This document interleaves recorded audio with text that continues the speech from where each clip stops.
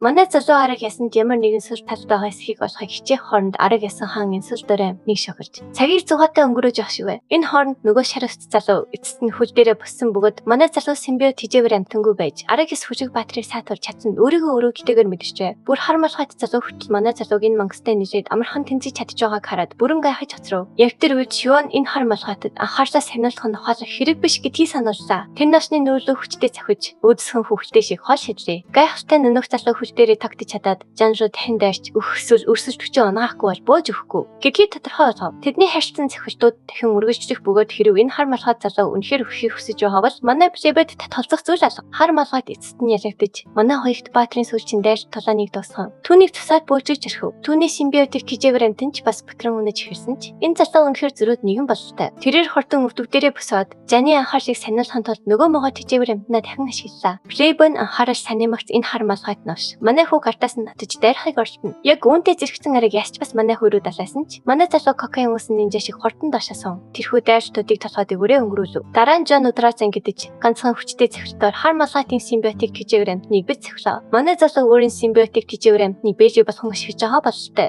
Хар малхайт симбиотик тижээвэр амтнаа алтмагц арга хийсэн хүчиг баатарч чадаа түүний цээждөө хортон дөрөв. Могооч бас өвцөндөө уйлж хөвсөх бөгөөд хүчирхэг амтнаас жижиг гөрөөж болон хавьжээ. Яг тэр үед хувьт залуу өмхий гөрөөжийг гიშгэж амьдралыг нь бүрмөсөн дуусгав. Энэхүү аюул шидэгцсэний дараа арга хийсэн хаан хувирчгшин эцэст нь өөрийн бүрэн хүчийг харгаж ирлээ. Мангастан хийсэн авар ясхар болон манай хөрөө хортон давтлаа. Арга ясны дайрчдын хорд хэтэрхий хортон байсан тул манай залууд бултаж анчих боломж байсангүй. Шууд өгтөн авах шийджээ. Гэвч яг тэр үед юуан дундуур норч дайрчдыг хортон хаа. Дайрч дэндүү хүчтэй байсан тул сан гол цавхтыг үр дээрээ авч түүний хоёрыг хэврэх шишиг бүтрэн унаж эхлэв. Үүнийг харсан манай хүү хувьт залуу хүртэл аюултай байдалд орсныг ухаарч сандарч эхэлжээ. Нөгөө талаар арга исэн хаан тэднүүд дахин давтлахаар бэлдэж тэр хоёр хортон гүйж эхлэв. Яг тэр үед плебе нэгэн төлөвлөгөө бодож алсан бөгөөд манай хүү арга исэн төрлийн цохилт өгөх үргийг хүлээж хувьт залуу өөрөө арга ясны анхаар шиг сануулахаар шийджээ. Арга исэн хаан дайртай ихсүүс мөц хувьт залуу дундуур норж хортон хаа. Түүнийг арга исэн хаантай толцож хооронд манай хүү боломж олж харан хоосон толгоон арга карч нүдраа зангидлаа. Тэрээр арга ясыг шатааж бүх бүсийг дургасан хүчтэй цохилт өгөв. Тоос зам хорч байхад арга исэн хүчиг баатар өмнөх шигээ замж хийсээр зогсож байсан бөгөөд манай хүү энэ залууг огт хөдлөөгөөг хараад гайхаж цацрав. Арга яс манай хүүг хурдан цавхийг оролцсон ч манай залуу эгээр дайртаас бултаж сурсан мэт аюултай бүсээс сүрэн гарсан. Хоёрт залуу хүчиг баатрын цохилтыг дахин шууд хаа. Үүний дараа манай залуу арга исэн ханыг шатааж хэвсэх галт цуурч цохилтуудыг хийзээ. Цохилтууд дэндүү хурдан байсан тул оносны дараа там дэлбэрж дүүсгэв. Хүчиг баатар тэднийг ийм олон удаа таталсанд үнэхээр гайхсан ч энэ залуу авт ажихгүй хിവэр байв. Гэвч тансан манан дунд хүчиг баатар нэрээд уурсан байгаа нь харагдана. Манай хүү арга ясны нүүрэн дээрх сарвыг анзаарах бөгөөд илүү араас харуулж тэрхүү зузаан гавлын ясн үнэхээр цуурж дүссэн байлаа. Хоёрт залуу юу хийх хэрэгтэй хортон ухаарч өөрөө арга ясан хааны анхаарлыг өвхийн цогтоор сануулах зураа манай хүүг тэнгэрдөө шидэв. Арга ясан хаан дээш харахад түүний харж чадах ганц зүйл бол хурдтай бууж ирж байж байлаа. Арга яс сэрмээ далайхыг оролцсон ч Свен нүүрийн хязгаарыг давж сэрмийн газарт даран төгчөв. Арга ясан хаан хамгаалж чадахгүй бол мөгч жоо дээрээс нь унж авшин орой дээр нь хүчтэй цохилт өгөв. Цохилтын дүү хүчтэй байсан тул хүчиг баатрын говор эцэст нь цуурч асартан дижбэж дүүсгэжээ. Арга ясан хаан нуринг болон бутарч ялалтын тодорхой тэмдэг болох болор үлдээхэд манай хүү сэтгэл хангалуун гинэн сүзв. Манай хүү цаг ачлалгүй болорыг авахар доошоо суусан боловч энэ нь огт болор биш байж таарав. Энэ бол симбиотик өндөг байсан бөгөөд энэ нь бүрч илүү дээр хэрэг байлаа гэсэн хэдий ч Ливаны хоёрыг асуулахад тэрээр манай хүүд өндгийг өөртөө үлдээж болно гэж хэлээд шууд асхан одов. Тэрээр малхайтай цанцаа авчимсууд хэрэгжээд байгаагүй бол тэд аль хэдийн өөх байсныг сануулж энэ нь жогийн бүх хүчин чармаачтын талархлын биш гэв. Гэвч дараа нь тэрээр манай хүүгийн түвшин дамгийн түвшний амтныг ангаахад дэндүү багт тул арга гэсэн хүчиг баатрын симбиотик өндгийг яран ангаахаа болохгүй байхаар сануулав. Хүү толгой тоход Жан түүний хоёрт биеийг олж хараад симбиотик тижээвэр амтнаа хэрхэн гойж тасныг нь асуув. Зөвхөн дэржтэрхүү бие махбаттай хүн хар хоёрт сэрэг шиг дамгийн түвшний амтныг өдөртөж чаддаг тул плебес иживж байлаа. Тэрээр Жог үнэхээр дамгийн түвшин даган болов гэж гайхав. Жо өөрийгөө ердөө эгэж түвшин байгаа гэж хэлж түүнийг хурдан залруулав. Гэвч энэ үнэн Жаныг бүрч илүү сочирдуулсан бөгөөд учир нь дамгийн түвшний амтад илүү хүчрэх бөгөөд сул амтнаас симбиотик өндөг үүсгэх нь илүү хэцүү байдаг аж. Гэвч эгэж түвшний симбиотик өндөг нь дамгийнхоос илүү ховор байдаг тул Свен Жогийн ховор эгэж түвшний тижээвэр амтанд нэлээд атархажээ. Дараа нь Жо өгсөн хар малхайт залуу хин нэгэн харсан болов гэж санаа зовлоо. Плебой тэр залуу хохно гэж хэлээд мөрөө авчин Жо дөөрөө зохицуулна гэж итгүүлв. Гэвч манай хүү хിവэрэ баг зэрэг сандарсан байсан тул плебой түүний мөрөн дээр тайвшруулан алгадаж биеэ барихгүй байхыг хэлжээ. Тэрээр эндээс гармагц Жо хүссэн коллеждөө өргөдөл гаргаж болно гэж амлаад үүнд нь төсөл гипье батлав. Тэр хоёуж бэрцэн хамтрагчтайгаа хамт болтлаа сургуулиас гарч ирсэн бөгөөд Жан сарвагч багшид гүрэн дотор юу басныг хортон тайлбарж өгөв. Бүх зүйл шийдэгдсэний дараа сайн яваа шийдэж Жо сүрчин удаа баяртай гэж хэлвцээр плебэ хоёрын машинаараа хурдлан орлоо. Жо хот руу буцах автобусын суусан бөгөөд автобус ирэхэд тэрээр гадагш гарч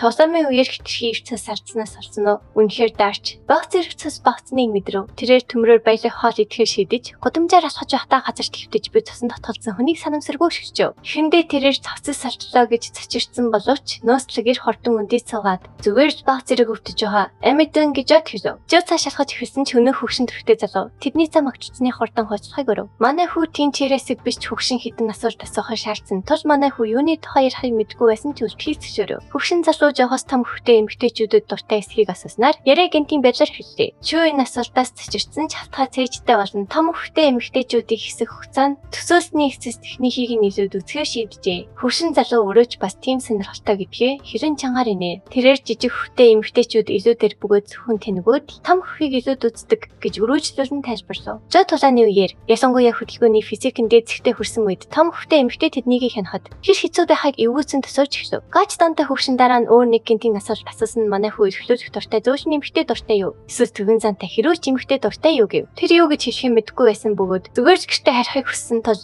яриг энд дуусгахын тулд хамгийн буруу хариултыг сонгож дургуутсан төгөн зантай хэрүүч хүүхнүүдэд дуртай гэж хэлв. Хөвгшин хэсэг чимээгүй болсноо өөрөөч бас хэрүүч эмэгтэйчүүдэд хайртай гэвч зөвшөөрөнөд нь бишвчээр гэлцв. Тэрээр тийм эмэгтэйчүүд сонирхолтой бөгөөд хөөрхөн байдаг. Харин зөөлөн зантай охид тэнч хөвгөлтэй биш гэж тайлбарлав. Тэрээр мөн манай хүүг энэ залуу насандаа энэ нарийн мэдрэмжтэй байна гэж бодоагүйгээ онцлоо. Манай залуу өөрийг нь хэрцгийгээр өшгөж байсан хойд хичнээн тухай бодон нүрээ дарах бөгөөд өрөвдөх сэтгэлгүй охин тийм дуртай байгийг ойлгохгүй байв. Гэвч хөвгшин ирж Жо шиг ийм сайн мэдрэмжтэй хүнтэй уулзах нь ховор хэмээн баяртайгаар хэлв. Дараа нь Жо хөвгшнийг гэрт нь хүргэж өгөх санаатай хаана амьдэртгийг нь асуусан боловч энэ гач дантай эр манай хүүгийн асуултад хариулахыг таасангүй. Тэгээд харин ч Жог эрүүл байхгүй бол охидтой өрхөж чадахгүй гэдгийг санаалав. Жогийн гэрчин хүч багаахаа тал түүний өндөр мэдрэмж хол явуулахгүй. Өвгөн Жод жижиг тэмдэглэлийн дэвтэр өгөөд дотор нь түүний дадлага жиж болох бэлсэгний таны байгаа хэлв. Манай хүү үүнээ сонсоод цочирсан бөгөөд өвгөн тэрхүү тарны ямар ч хэцүү эмэгтэй дуулууртай болох нь гэж тайлбарлав. Тиймээс энэ техникийг авч бүрэн дүүрэн даж очилсан дээр гэв. Жо дөргөөцөж өөрхий тарнуудаар хичээлсэн тул үүний хэрэгцээ байхгүй гэдгийг хэлв. Гэвч өвгөн энэ хүү жинхэнэ төрийн тэмдэглэн шилдэг тань биш ч гашуун бясалгалаас хайгуу хүчтэй гэдгийг онцлоо. Манай хүү өвгөнийг аль хэдийн түүнийг гашуун бясалгалаар хичээлснийг мэдсэнийг гайхав. Тэгээд энэ насгар танихгүй хүн түүнийг гашуун бясалгалаар хичээлснийг яаж мэдсэнийг гайхан асуув. Жо одоо хор цанхгаар харагдаж байгаа ч бин чанга бөгөөд чирэг байгаа нь зөвхөн гашуун бясалгалаар би болдог гэж өвгөн тайлбарлав. Тэр жогүүгээр удаан хичээллээгүй гадарч өөрийгөө балахгүй тал цагсаахыг зөвлөв. Үүний оронд манай хүүд жинхэнэ төрийн тэмдэглэлээр хичээж хийх санал болгож энэ нь гашуун бясалгалаас 100 дахин дээр гэв. Гэвч дараа нь галзуу мэтэнэж яг үүндээ 1000 дахин дээр хэмээн үгүй хурдан засв. Жо юухийн мэдэхгүй байсан тал өвгөн талархаж танихгүй хүнээс ийм үнэтэй бэлэг амаргүй хахаа хийшв. Жо дотроо жинхэнэ төрийн тэмдэглэл гэдэг күй тулааны ур чадварын талаар хизээч сонсож байгаагүй тул дургуутж байлаа. Тиймээс тэр насгар өвгөн тавхтуулахыг хүсээгүй тул явахар шийдэв. Манай залууг асхан халтхад өвгөн харан санаатай өнгөөр засахыг тушаан чимээгүй сов. Тэрээр Жо тэрхүү зогсох тушаалыг өгөв. Манай хүүгийн дараагийн алхам жижигч урш хөдөлж чадахгүй байгаагаа мэдэв. Түүний царай цав хийж гинтрийн өмнө зогсожсэн байранда буцан чирэгдэв. Өөрийгөө жиндээ огсон гэж танилцуулсан өвгөн үгүйсэн хариуц сонсох дургүй гэвхий хэлв. Тэгээд өвөө гэж хэлсэн хинч дараа намид үлдээгүй гэв. Жиндээ огсон гихнэр манай хүүгийн толгойд гэс хийж тэрээр итгэж яднууд нь томроо. Тэрээр энэ нэрийг түүхийн номонд тэмдэглэгдсэн. Дэлхийд хинжээс шуурга нүүрсэн хамгийн замбраагүй үед төрсөн гэдгийг санав. Жиндээ огсон бол хүн төрчний түүхэн дэх хамгийн хэрцгий аимшигтай хүн гэдгээр алдартай. Тэр бол холбооны улсыг цэсэн талаад живүүлж эпик төсний 27 хүнийг ар араас наасан ч түр юм. Өвгөн дараа нь Жогоос бодлоо өөрчилсөн мүү? Эсвэл жинхэнэ ч төрийн тэмдэглэлээс татгалцсан хിവэр байх уу гэж асуув. Үүний хариуд манай хүү үүнийг гарцаагүй авна гэж хортон хэлв. Өвгөн түүнийг ийм амархан зөвшөөрсөн гайхаж хуурч яана уу эсвэл үнэхээр хүсэж яана уу гэж сонирхоо асуув. Учир нь манай хүү өмнө нь жинхэнэ ч төрийн тэмдэглэлийг хизээч сарахгүй гэж хэлсэн байсан юм. Манай залуу үнээр чангаар хэлээгүй ч дотроо сарах бодлого байгаагаа хүлээн зөвшөөрөв. Хэрэг тэгвэл энэ зүүнэг өвгөн шиг холбооны улсад 90 сурвалжлах тохиолно гэдгийг тэр мэдж байлаа. Жин тэгээд өгсөн ч жоох хичээшгүй гэж үзээд жинхэнэ ч төрийн тэмдэглэлийг өгөхгүй байхаа шийджээ. Жин цаваа ухаж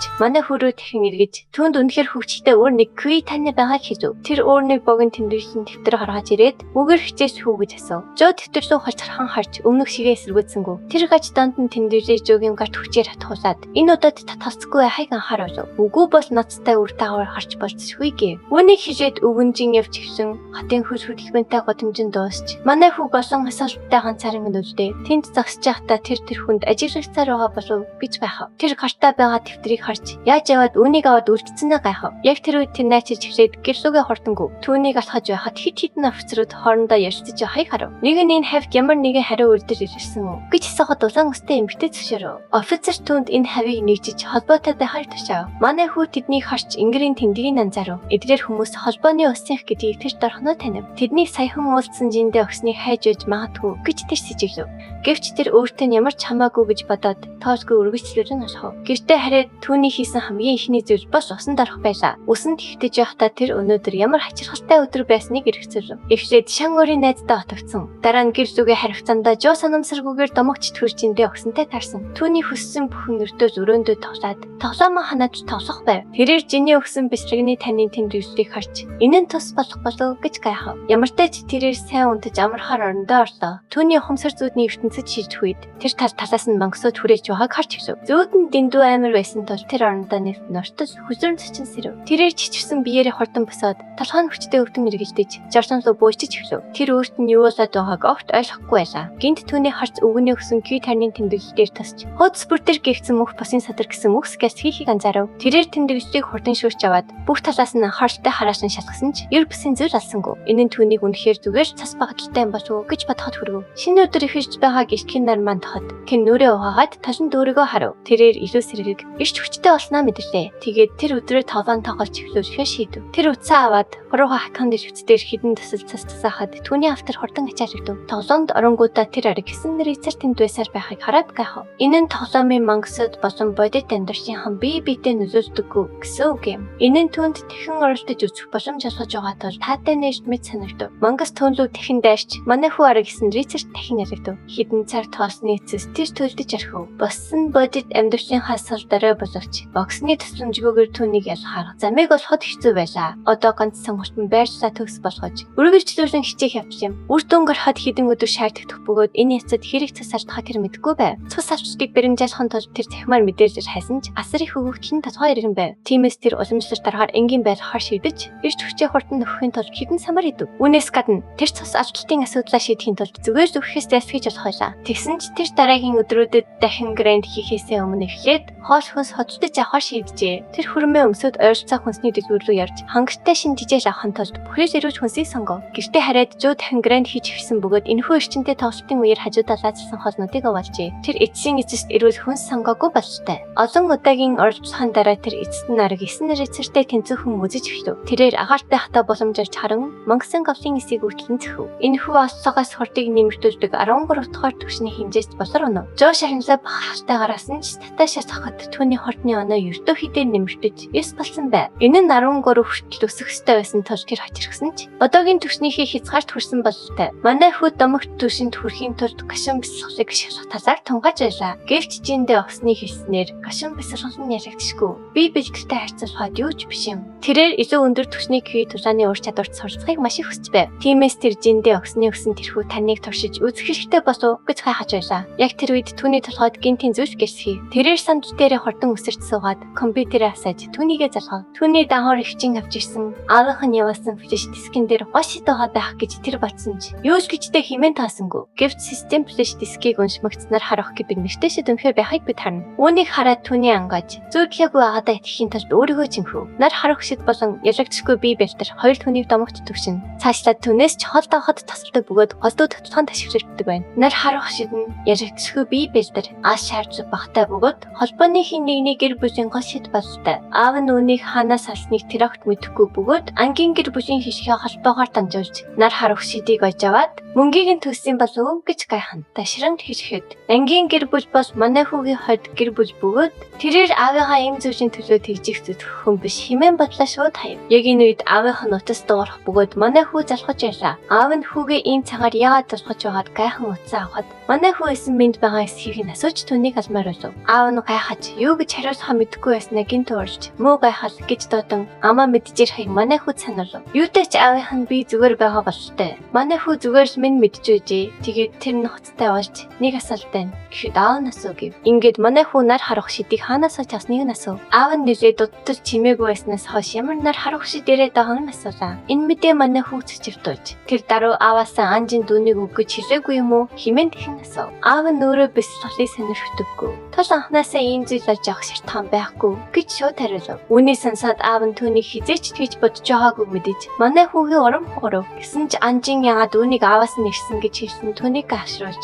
бүх зүйлийг усан мэдрээдээ босгов. Үүний дараа аав нь энэ магадгүй анжийн өөрөө өгсөн бижиг байх гэж нэмж хэлв. Манай хүү үүнийг сонсоод дуудлахыг шууд тасалсан нь аавыг нь бухимдуулсан ч тэрээр тавьширч хүүдэн хин нар харах шидийг өснийг сурвалжаа шийджээ. Манай хүүгийн хувьд ангийн гэр бүл аавыг нь яагаад ингэж онцгойлон сонирхоод байгаа гэрэгцүүлэн бодно. Жин яагаад сургууль дээр түүний дууцныг ойлгохгүй байсан бөгөөд хойд ах бос байцаагч ангасаар чалгартаасаа хоцрогч хаж байжээ. Гэтэл одоо гинт ийм ховор гол талааны ур чадварыг өсөн логикгүй санагдсан тул тэр хин өсөн санаа зовхон орон шидийг дадлахажуулахад анхаарал хандуулахаар шийдэв. Түүнийг дахин нойрсож хэрхэд зүрх нь хүчтэй зөхөж сэтгэл нь давгуудаж эхлэв. Гинт өнөөгч төрийн гар дахин түнлүү санхайг тэр харав. Гар түүний хоолойг шахах үед тэрээр сандарч хөлсөндөө хуурайтан сэрэв. Энэхүү аимшигт зүүдийг дараалан 2 удаа зүүдсний дараа тэрээр үүний ардчинд явсан байгаа гэдгийг тэтгэлтэй болов. Тэрээр нүүр гараа угаахаар угаалтал руу явах бөгөөд өвгний хэрсэн мөв толгойд нь зурсхий. Тэгээд жижиг тэмдэглэсэн дэвтэр рүү харж энэ нь түнд энэхүү завнтай зүүднээс салхад тус босох болов гэж гайхна. Энэхүү хачирхалтай тэмдэглэлийг хэдэн цаг уншсны эцэс тэрээр хүний соронзон орон ба гол хүчний хоорондын холбоог ойлгож эхлэв. Энэхүү шинжлэх ухаанд зүйлд гүн орохоос өмнө гидсэн галзуу мэдтэй хурж уншихад хий давтаад хоож идэхээ марцнаа саналаа. Тэр босоод дахин нэг аяах бэлэн хоол авч идээд сэтгэл сонгосон ширв. Уншлагдаа эргэн орохтаа тэр хаан зогсноо бүрмсэн мартчихжээ. Хэсэг бодсны эцэс тэмдэглэлийг дахин нэг харахаар шийджээ. Гэвч анхаарлаа төвлөрүүлэхэд урд нь огт уншиж байгаагүй. Мэд эдгээр үгсийг анх удаа харж байгаа юм шиг санагдав. Тогтоолт нь тийм ч сайн биш байлаач ийм хурдан мартна гэдэгт итгэхэд биш байв. Эхнээс нь дахин уншиж хэмэрцээ тэрээр хүний соронзон орон ба шидний тухай хэсэгт эцэст нь хүрлээ. Гэвч гинт түүний толгойд гаш паганы гэржийг унтраасан болов гэрч бодлооч ирв. Энэ талаар нэрээд бодсон ч гаш паганы гэржийг унтраасан хэсгээ санаж чадсангүй. Бухимдсан тэрээр номыг дахин уншиж эхэлсэн ч дөнгөж сая уншсан. Бүхнээ мартснаа тэр даруй харав. Тэр гүнзгий амьсгаа авч бурхны горомдоо ширжин. Тэмдэглэжээс мэдээж бүрийг шахан тогтоохыг хичээв. Анхаарсаа төвлөрүүлэхийг дээд зэрэгээр хичээсэн ч сатарсаар байсан бөгөөд санаж байсан. Бүхнээ дахиад мартав. Түүнд тохиолдож буй хамгийн хачирхалтай зүйл бол сатар бүртээ урд нь уншсан бүх агуулгаа мартчихад. Гэвч тэрээр шийдэмгий хിവэр үлдэж бурхны горомдоо иргэн орж тэмдэглэлийн агуулгыг өөр ном руу хойж бичгээр шийдэв. Гэвч үзгээ цаасан дээр тавин мөхц дахиад л бүх зүйлийг мартав. Дараа нь тэр тэмдэглэлийн зургийг авахыг оролцсон боловч тэрхүү оролдлого нь мөн л бүтлгүйдэв. Камерт бичвэр нь огт гарахгүй байлаа. Тэр үнийг үнэхээр хачирхалтай гэж үзэн номыг дарж хийвэж бүх зүйл хэвийн байдлаа орох болов гэж гайхна. Яг энэ үед түүний утас нууцарсан дугаараас дугаарв. Түүнийг уцаа авахад нөгөө талд шуун байх бөгөөд дараа нь ямар их сургууль сурахаа шийдсэн үү гэж асуулаа. Энтэнэс сүүлийн үед тоглоом мандаа хит автаад өрдүүн нь өнөөдөр гарах хэвээр бүрмөсөн марчсан бололтой. Дараа нь шуун түүнээс өөртөө найзлахын их сургуульд явах уу гэж асуув. Манай хүү аль сургуулийн тухай яриад байгааг нь асуулаа. Зя 1-р байранд орж